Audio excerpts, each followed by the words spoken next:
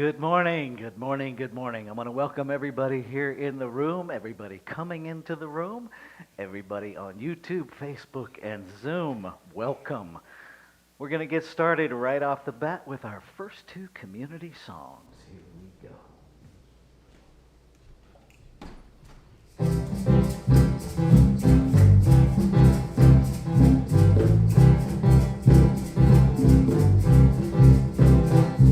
Take a look at the person next to you. Say God loves you and I love you too. Feel the love and the unity. Lift your voice and repeat after me. We come together. We come together. We come together. We come together. We come together. We come together. In the name of love.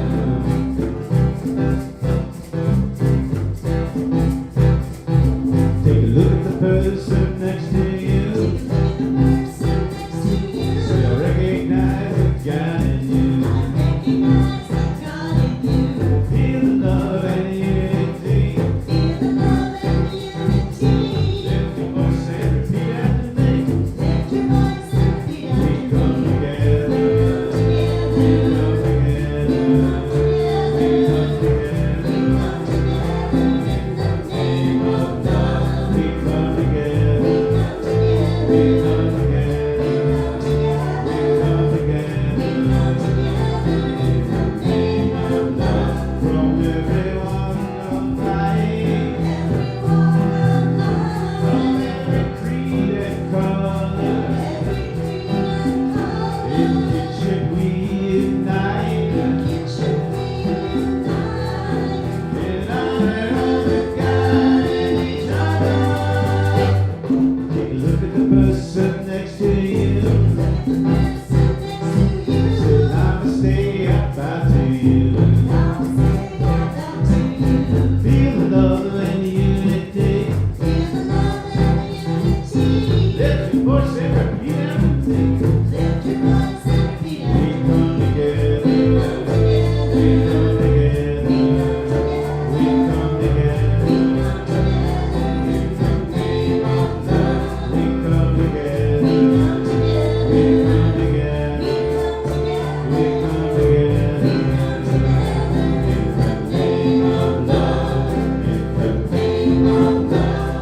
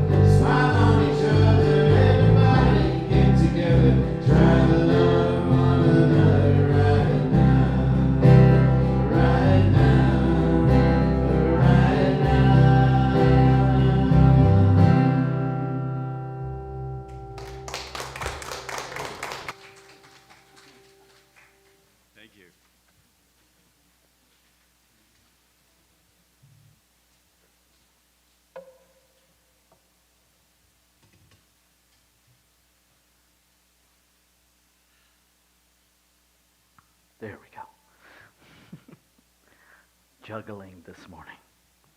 So I want to welcome everybody again, those of us that have joined us while we were singing, either online or here in the room. My name is Reverend Rafe Ellis, and I am honored and privileged to be the senior minister here at Sierra Center for Spiritual Living. And one of the things that I get to do every Sunday morning is remind us of who we are and what we're up to, and share with our guests who we are. We are a radically inclusive, spiritually progressive, supportive community that celebrates the diversity of creation. We strive to live authentic spiritual lives through a practical application of the teachings of science of mind. We engage in sacred practices that uplift our spirit, deepen our awareness, and ignite our soul's self-expression. We demonstrate active compassion to ourselves, one another, and the world. We experience meaningful contribution by giving generously of our time, talents, and treasures, and we intentionally promote this community and our teachings. And one of the ways that you can immediately engage in that last one is by sharing this live stream on whatever social media platforms you play on. That just makes it available to folks. I'm going to ask our board member, Valerie Costa, to join me for our candle lighting ritual. There we go. And we light these candles to celebrate the unity of all people, all faiths, all beings, all life.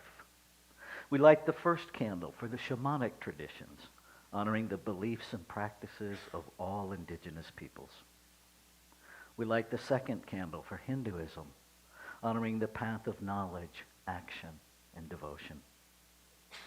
We light the third candle for Taoism, honoring the path of ultimate reality, the natural way. We light the fourth candle for Judaism, honoring the ethical path of living by sacred law. We light the fifth candle for all forms of Buddhism, honoring the middle way and path of compassion. We light the sixth candle for all forms of Christianity, honoring the teachings of Jesus as the path of love, forgiveness, and healing by the presence within. We light the seventh candle for all forms of Islam, honoring the path of submission to the will of God as the highest calling. We light the eighth candle for the religion of Baha'i, honoring the path of unity and peace. We light the ninth candle for all forms of New Thought teachings, honoring the metaphysical path of mental healing through the practice of universal spiritual principles of love and law. We light the 10th candle for absolute inclusivity, affirming that all are welcome and celebrated here. And we light this final candle, honoring the infinity of oneness as all creation, seen and unseen. So now I'm going to invite our musicians back up for our next community song.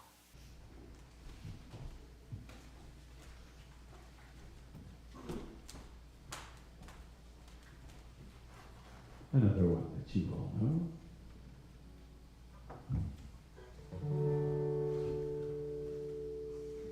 I don't know, maybe this is one of the most famous songs in the world. Could be.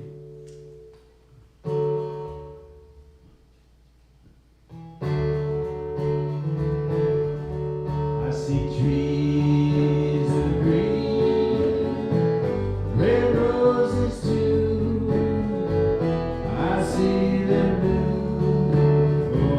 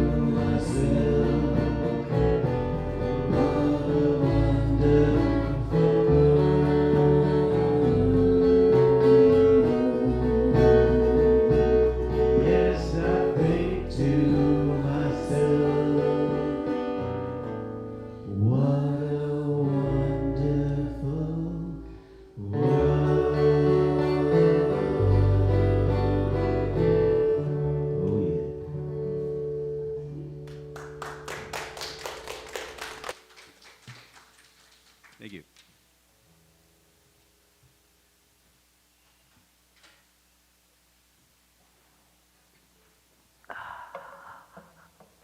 We got some stuff going on, so we got some announcements. First of all, for those of you, and this is obviously for those of you online, because everybody in the room already knows this, we are open. We do have in-person activities, and we have a nonverbal communication system, so you don't have to have the same conversation over and over again. So it's a beaded necklace system. So if you want folks to stay 6 feet away from you and not engage you in handshakes and physical contact, you can wear a red strand of beads, and that communicates that. If you're figuring it out one person at a time, you're just not sure, you can wear a yellow strand of beads, and that signals folks to check in before they approach you too closely. And if you're good with close proximity, handshakes, hugs, what have you, you can wear a green strand, and that communicates that. We also have seat savers so that you can get a couple, put one on either side of you to establish space if you want that. And currently we have plenty of room for you to do that. We also ask that if you have anything contagious or that might possibly in some planetary realm be contagious, that you stay home, regardless of what it is. Stay home, enjoy us on Facebook, YouTube, or Zoom, because while we really want to share in community, there's some things we just don't need to share. So, if after having been here, you find out that you have been in contact with somebody, particularly with COVID, or that you test positive within the next week, please do pick up the phone and let me know so that we can do our due diligence in terms of contact tracing. That information, that your identity connected to that information is always held in confidence, because that is the spiritually correct thing to do, and it is the legally correct thing to do according to HIPAA. So there's that. We have crossword puzzles as a fun, different way to begin to learn the teachings of science of mind. These crossword puzzles are built using the definitions and the glossary of a science of mind, a philosophy of faith, a way of life. There are 45 puzzles total. 22 of them are alphabet specific. 23 of them are randomized sets if you really want to challenge yourself. Encourage you to take a look at those. You can purchase those on our on our website, www.sierracenter.org. If you are from another community and you purchase these, please let us know in the checkout note, and at the end of the year, we will tithe 10% of your purchase back to your center, so we're also using this as a way to participate in the law of circulation. Our next thing, walking with the Rev. This is a really, I would say it's a really cool thing, but even the mornings are getting warm now. So it's a really warm thing.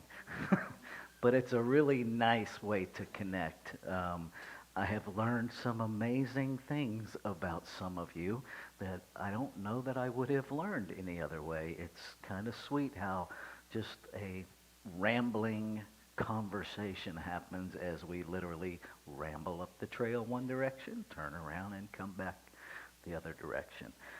We meet at the intersection of Allison Ranch Road and Freeman Road, there at the parking lot above the North Star Museum at 9 a.m. We walk for 30 minutes one direction, and then we turn around and walk back. We go as fast as the slowest person in the group, which oftentimes is me. Thank you for your patience. Manifestation Mondays. We are having some fun in this group. So Manifestation Mondays is literally that. Mondays from 5:30 to 6:30. It is a group of folks that are getting together to continuously learn and unravel what oftentimes seems quite mysterious of this law of manifestation and how it actually works. And so you are invited to join. It is a drop-in group. There's no requirements for how often you come. How often you come just might have an impact on how often you manifest what you want, but that's up to you. Consistency is helpful sometimes. We do ask for a $10 donation for that group, but no one is turned away, so please come. On Thursday evenings, we have a... Did we miss the... Got it. There we go. I'm watching a monitor and I'm watching what's behind me in the monitor, so we got pieces.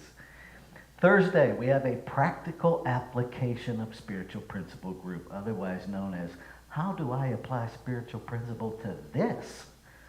Because the stuff of everyday life is sometimes challenging to figure out just how to apply spiritual principle to it.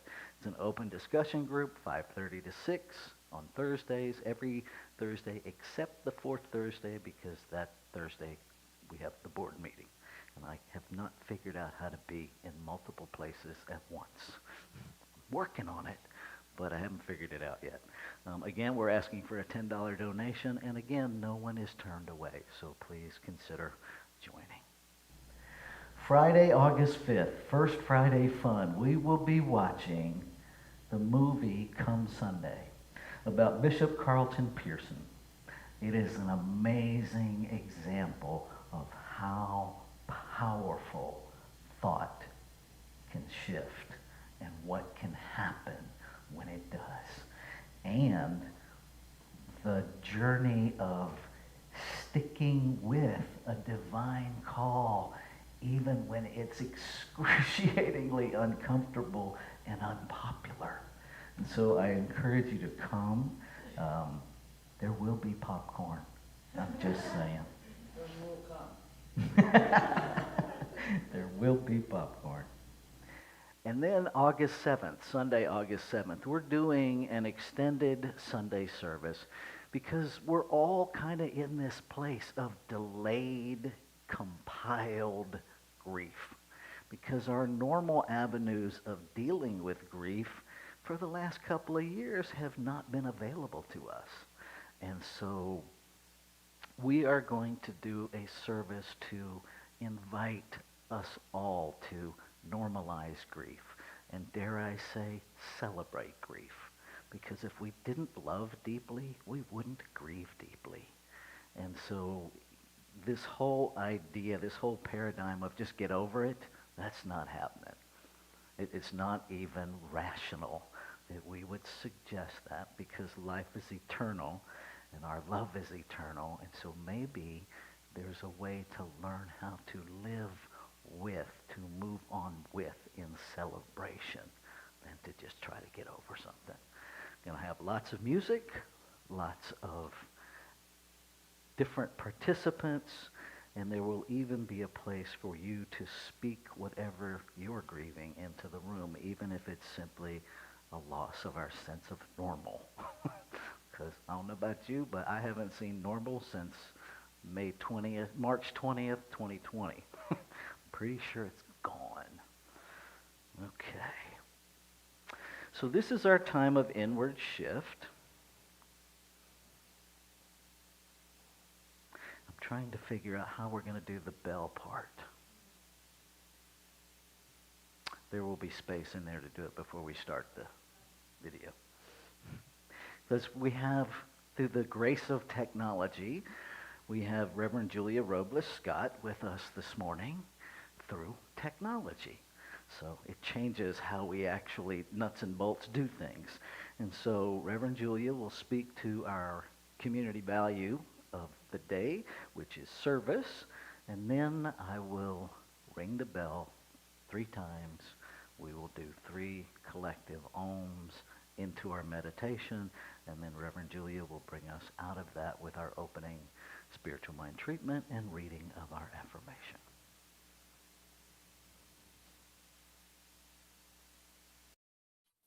Good morning, Sierra Center for Spiritual Living. My name is Reverend Julia Robles Scott, and I am honored to serve as your practitioner today.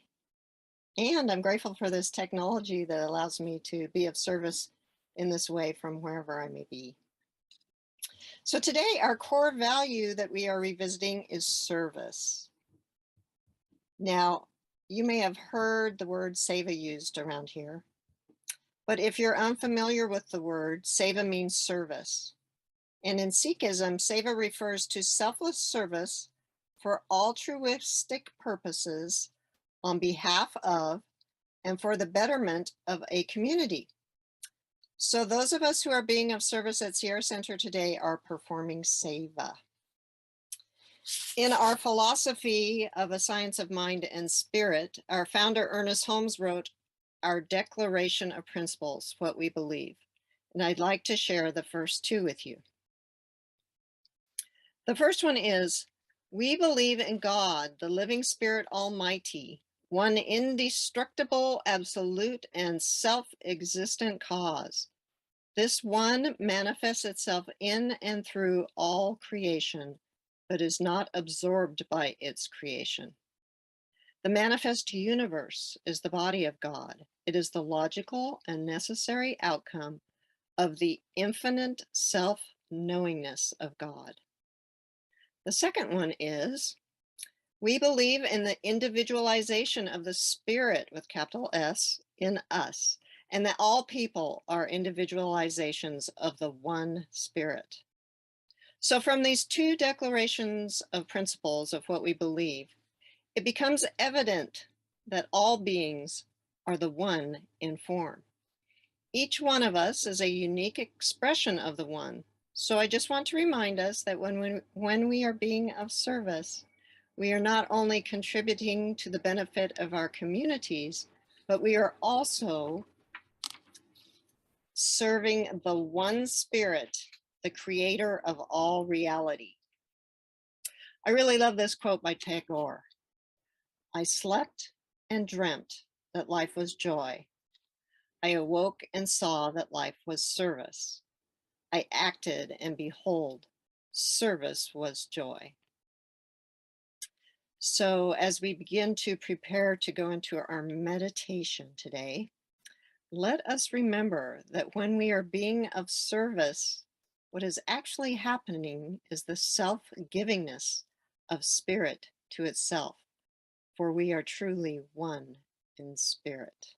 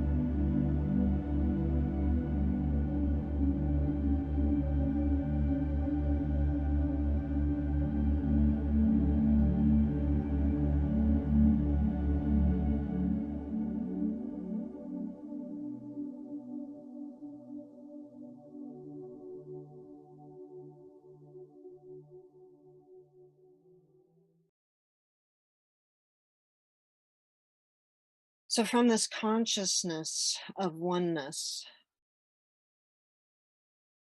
feeling into this present moment,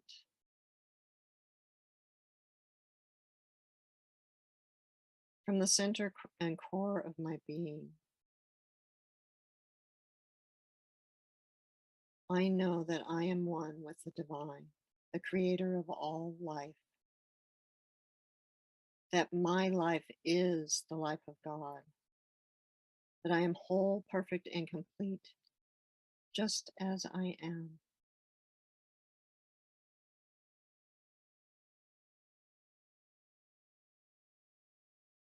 And so I speak this word for all of us here today, knowing that we are all that perfect individualization of the one.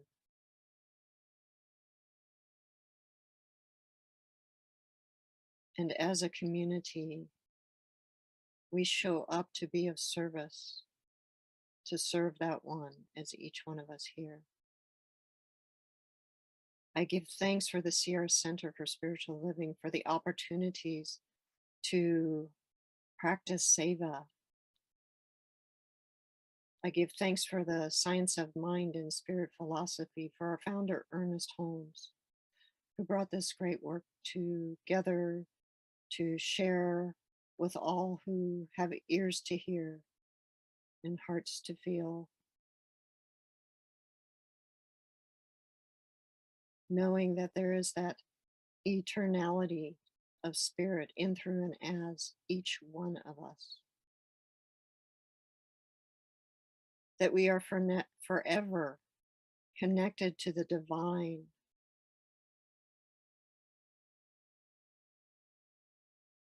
in, as, and through spirit. There is only oneness and unity. And so today I speak my word knowing that whatever outward appearances may be showing up in life, that I remind myself that there is only one thing happening, and it is the perfect expression of the one in form, in all of humanity, in all of life itself, in the seen and the unseen. It is the one. And so I remember to have compassion for myself as I go through this life, having my human experience, realizing and recognizing that my humanness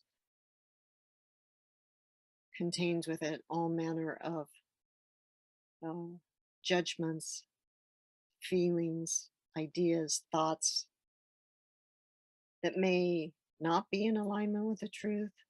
And so I give thanks for these things because they remind me to return to the truth that spirit and I are one.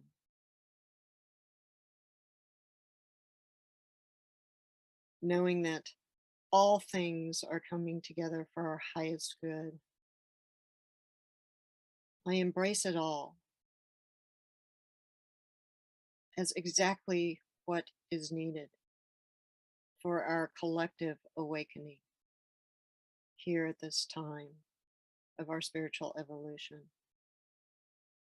And so I am grateful for the Sierra Center for Spiritual Living, where we can gather together in person or virtually to practice these principles, to be able to support and love one another through the challenges that we may be experiencing, and to celebrate with one another the joys and the successes, to walk each other home on our journey to the remembrance of who and whose we are. And so today I know that this gathering, this virtual and in-person gathering, is a blessed event. That the love that we have for one another comes from that divine love of the Creator that created all that is. And so I simply give thanks. I simply release and I let go. I let this word go into the law as our truth. For there's only one truth, and we are that. And so I release, I let it go, I let it be so, and so it is. And now it's time for our affirmation. So I will read it out loud first, and then we'll read it together. My relationships with everything demonstrates my relationship with God. My relationships with everything demonstrates my relationship with God.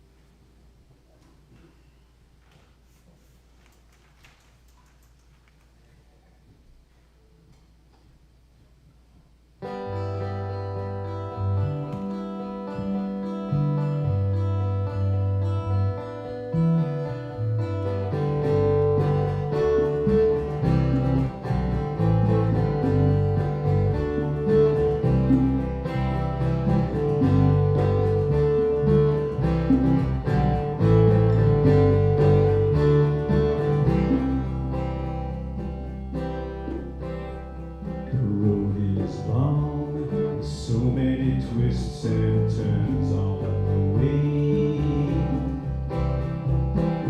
I guess when we get there, all will be revealed, a brighter new day.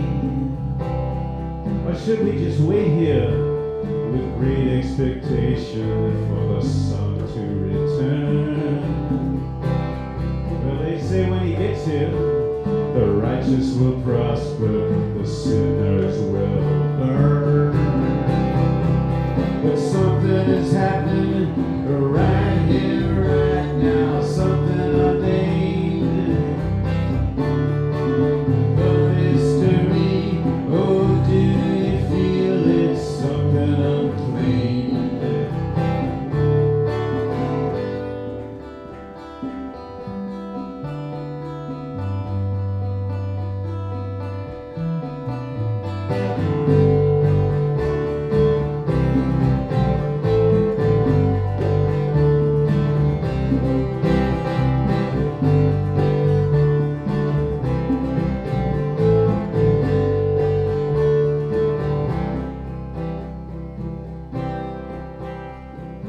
Out on the street, people are bustling for grace. Looking for something, some peace in the valley, in some other place. Well, the prophet, he say, the kingdom's within you. He didn't say wait.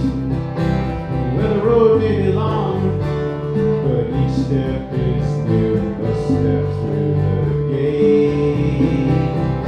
And something is happening right here, right now, something amazing. A mystery, oh, do you feel it? Something untamed. It's wild and it's free, it's everywhere around here, not down the road. It's already here, oh, do you feel the creation unfolds? Creation unfolds.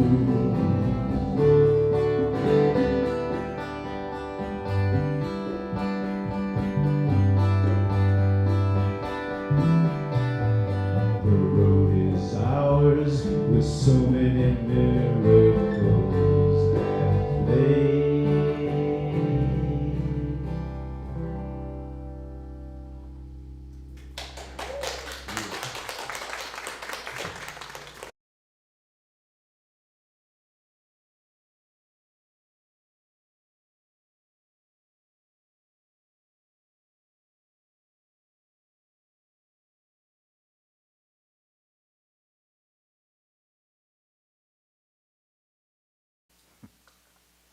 Let's take a breath together.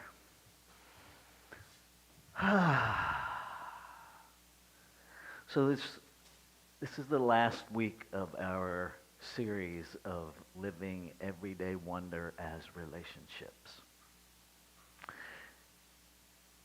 And this morning our talk title is The One and Only.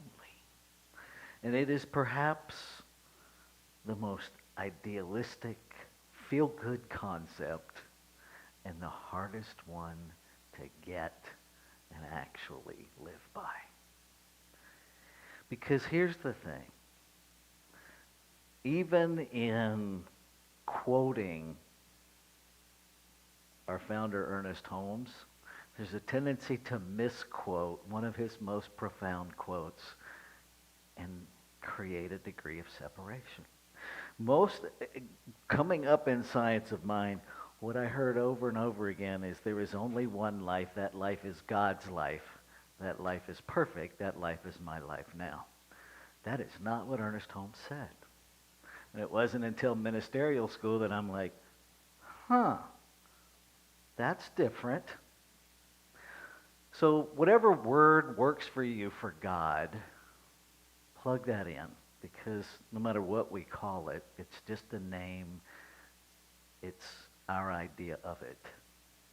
What Ernest Holmes actually said is there is only one life. That life is God.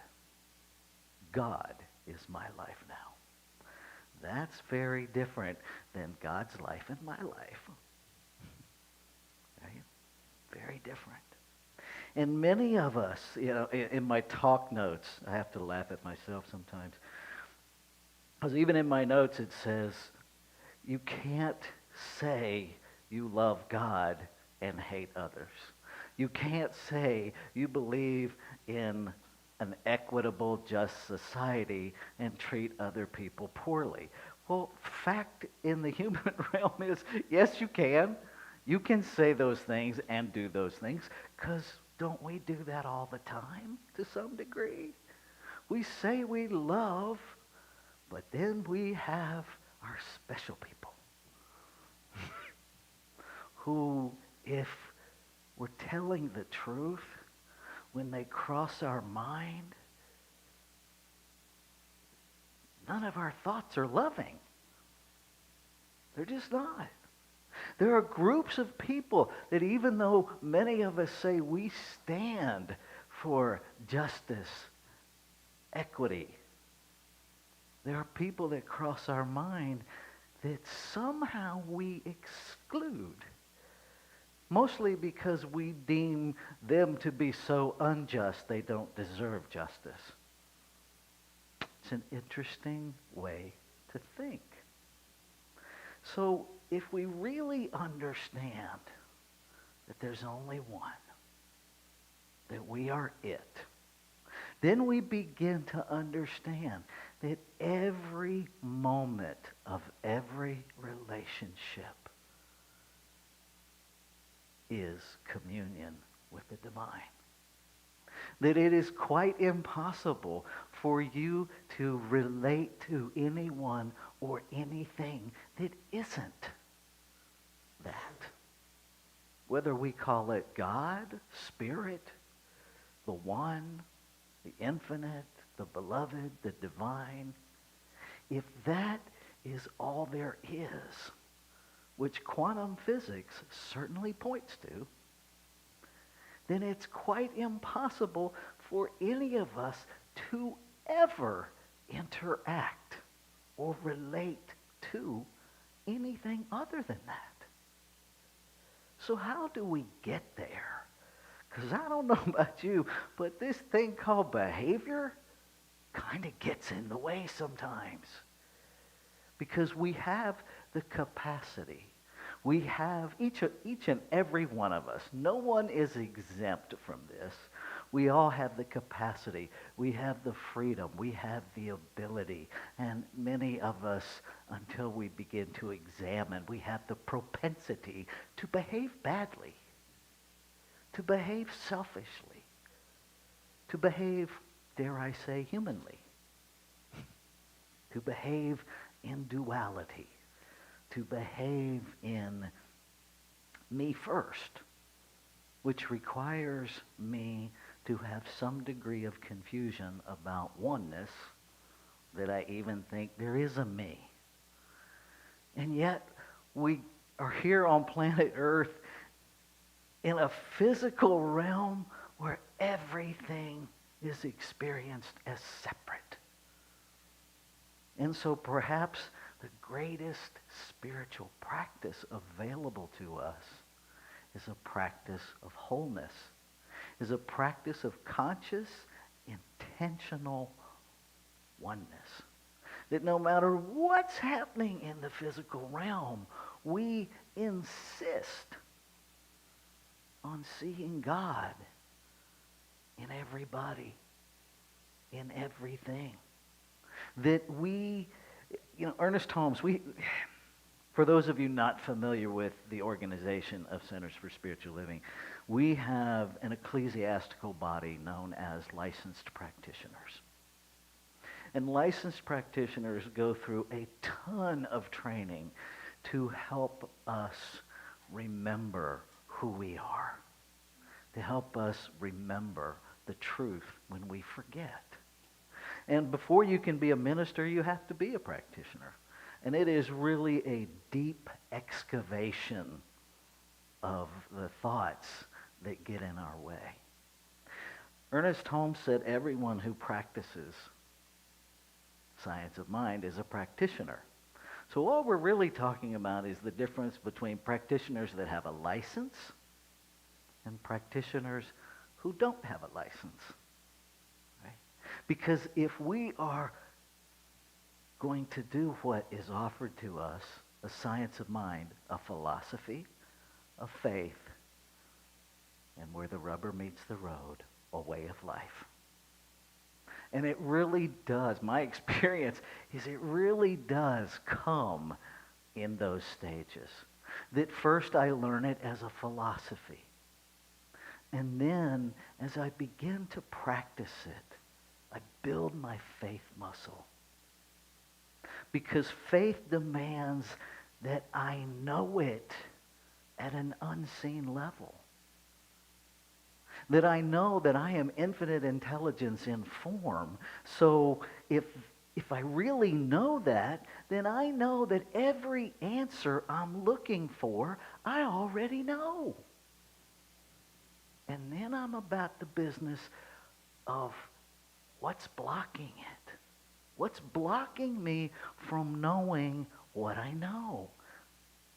If I am love, pure love in form, and I have a moment of anything other than love, what is that?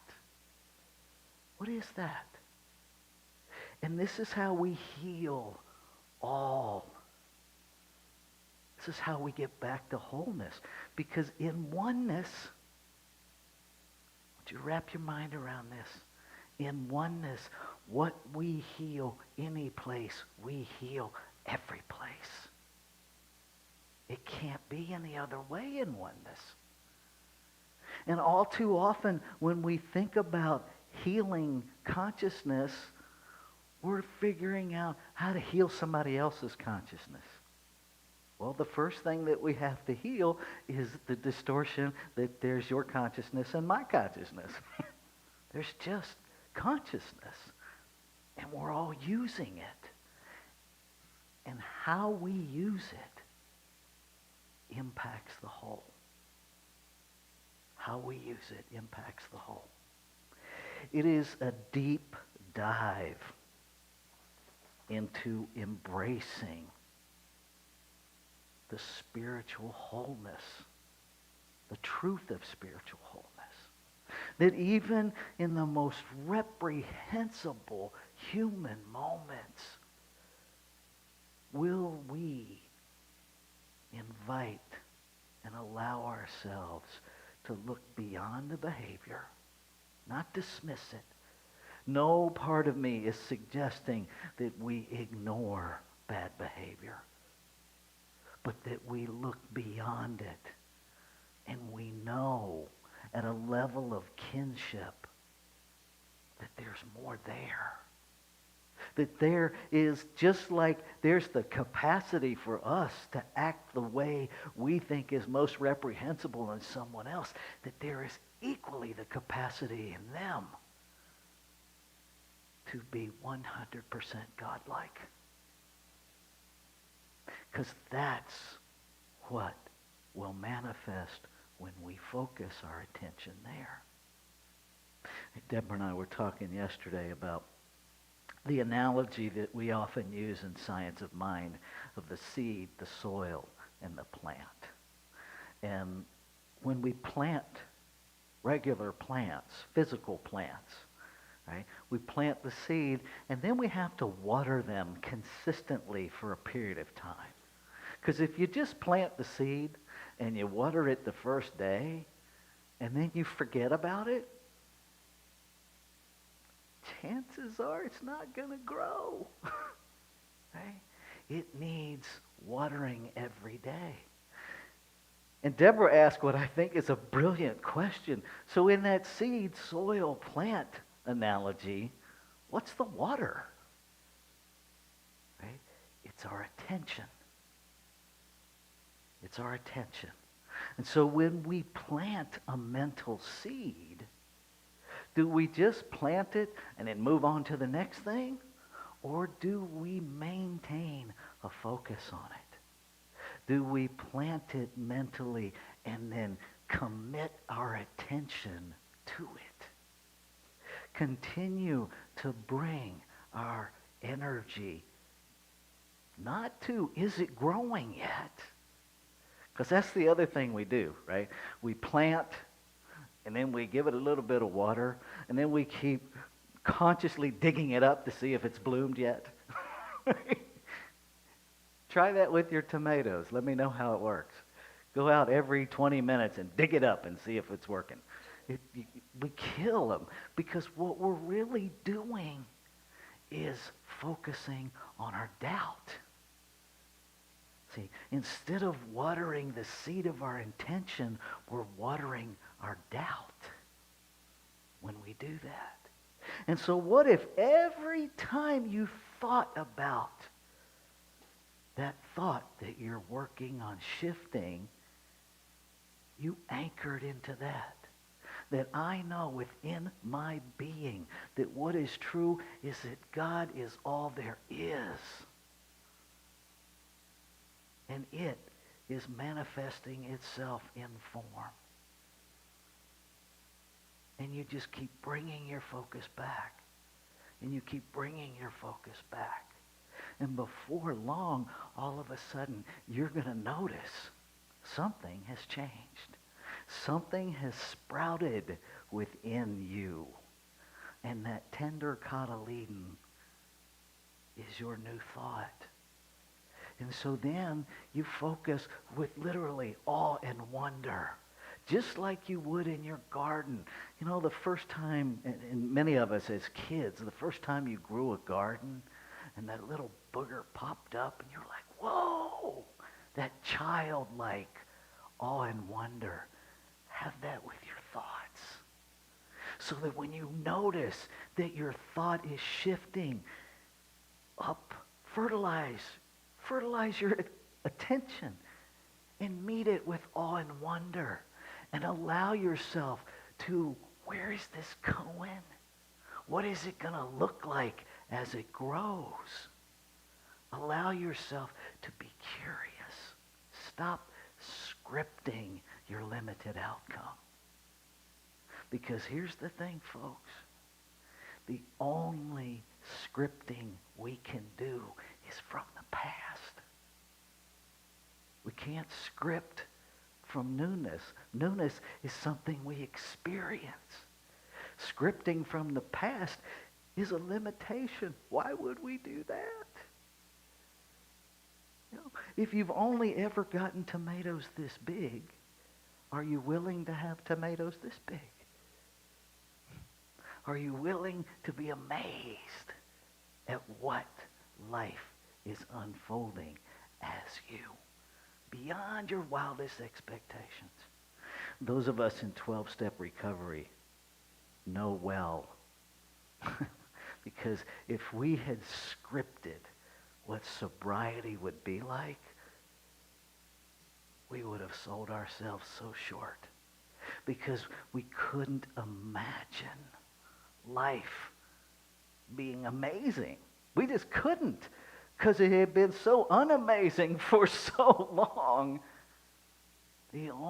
At best, it could stop hurting so bad. But there was no place where we could imagine oh my God, this is awesome. And that's what we get. And it's all about spiritual practice. And so I invite you, number one, understand that everything is holy. There is, this whole, the sacred and the mundane, they're one and the same. Because if God is all there is, I don't think there's a place of a mundane God. Don't see it happening. And so begin to expand. Everything, everybody, every moment is sacred. Empower your choice.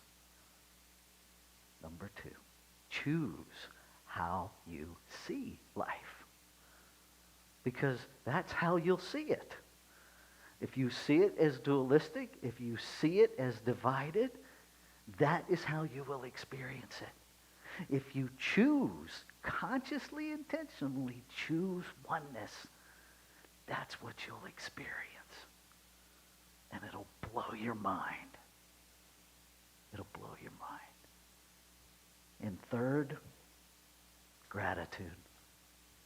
When you have those moments, when you notice the tiniest of shifts, celebrate it. Throw an insanely wild party. Fertilize it. Celebrate it. Own it. And then go back to step one. Know there's more. Know that as amazing as this moment is, the next moment is even more amazing. And keep that energy of excitement. Keep that curiosity of that childlike awe and wonder. And just allow yourself to choose. And then choose. And then choose again. Let's take this into prayer. What I know is that there is only one. By whatever name we call it, one. That all life is it in form. All life, all thought, all being, all form, all experience. This one divine, perfect substance, simultaneously the source, the activity, and the creation. So I must be that. And in the truth of oneness, what is true of me must be true of all. And so God and only God, love and only love, holy and only holy is all there is. And so I speak a word that each expression, each one of us remembers over and over again the divine power of choice. That one element that is divinely given, not to separate creation from its creator, but to empower its way home. Choice. The choice to know, the choice to relate to all life as the truth of being. The choice to celebrate. The choice to live in that state of awe and wonder. of wholeness, of childlike curiosity. The choice to allow ourselves to be wowed beyond our wildest imagination. And to know that everything that wows us is us. So grateful. And so it is from this place of gratitude, from this place of celebration, from this place of awe and wonder that I release my word, knowing it is the word of the infinite speaking itself into being. There's nothing to do but let it go. And so I do. I invite you to know that the word spoken is you speaking as well, to own it as we say together. And so it is.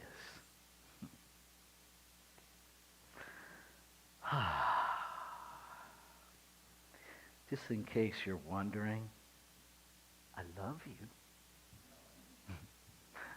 And there is absolutely nothing you can do about it.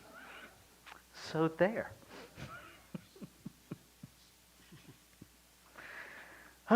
This is our time. Let's shift into our time of conscious giving.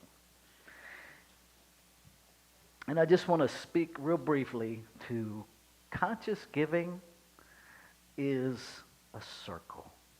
There's no point where giving starts and receiving ends, and receiving starts and giving ends. It's a cycle.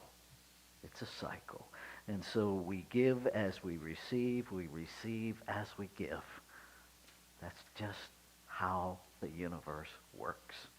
So I invite you to give consciously in support of sustaining Sierra Center, and know that your gift, your contribution, gives through Sierra Center to private nonprofit partners that we engage with throughout the year. So let's say our giving affirmation together. I give this gift with love and joy from a consciousness of abundance. Divine love blesses and prospers all that I have, all that I give, and all that I receive. And so it is. Ushers, please receive the gifts.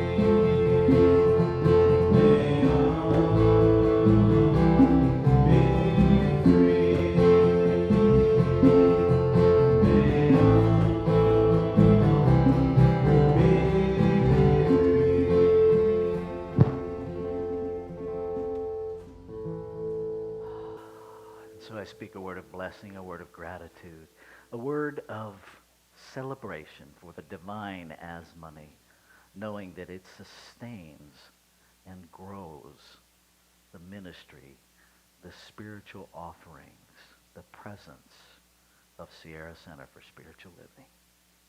And so it is. Okay. Here's the big reminder. Next week.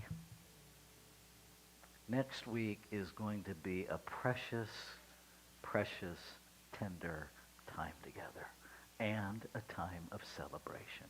And so if you know anybody who is grieving, which kind of means if you know anybody in this day and time, please let them know what's happening here next week. We invite you to bring something to, we will have a community altar set up, and we invite you to bring something that represents what you most want to represent on that altar as grieving, and you can bring multiple things if that's where you're at. It will be an extended service. We've allowed 2 hours. It may go the whole 2 hours. It may only go an hour and a half. We'll see how it all plays out because there are some interactive periods in there for everybody to participate. And then afterwards, we will continue to fellowship together with a potluck. So please do bring something that you would like to share with others. If it has nuts in it, please make sure you make a little sign. Anything that's like an allergen, please put a sign on it because we don't want medical emergencies. I retired my EMT license a while ago. I don't want to jump back into that. And Friday, hope to see you for Come Sunday. It's an amazing movie, and like I said, there will be popcorn, so don't make me eat all of it by myself. 'Cause I'm still trying to lose some of my COVID weight, and if I eat 3 pounds of popcorn, that might be a problem.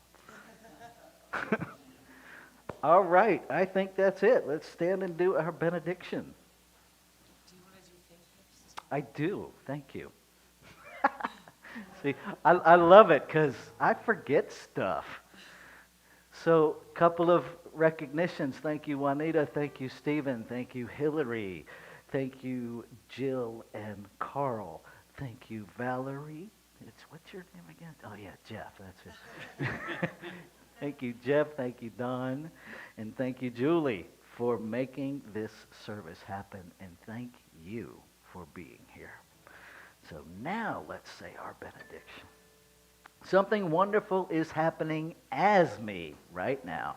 Something wonderful is happening as me right now. It is this thing called life. It is this thing called life. It is this thing called curiosity. It is this thing called curiosity. It is this thing called oneness. It is this thing called oneness. I know it. I know it. I feel it. I feel it. I sense it because I am it. Because I am it. And so it is. All your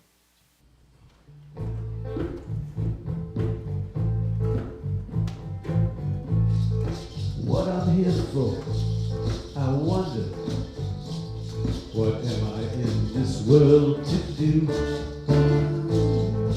What I'm here for is one thing I know is true. Here we go. I live for that I am. I live for that I am. Oh, I am. I live for that I am. I live for that I am. Oh, I am. I live for that I am.